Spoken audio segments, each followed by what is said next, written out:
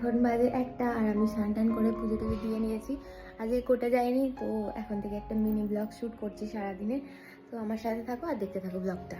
আমার লাঞ্চের থালি, এখানে আছে ভাত, এখানে আছে শাক, আর এখানে আছে একটু ডিমের তরকারি, স্যালাড আছে, এখানে শসা আর লেবু।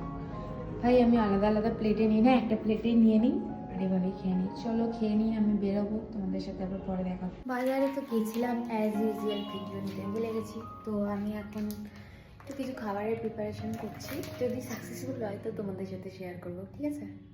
কিন্তু আমি জানি না কেমন হচ্ছে, একটু তোমরাই দেখে দাও যেন সব ঠিকঠাক হয়। এতগুলো পিঠে বানিয়ে রেডি করে রেখেছে, জানি না কেমন হবে। কি বলতে, দারুণ হয়েছে, দারুণ, মানে এক্সপেকটেশনের বাইরে। আমি তো চিন্তাই করিনি যে এতটা ভালো হবে। জাস্ট টেস্ট করে দেখি। আজকের মতো টাটা, পরের ব্লগে দেখা হচ্ছে।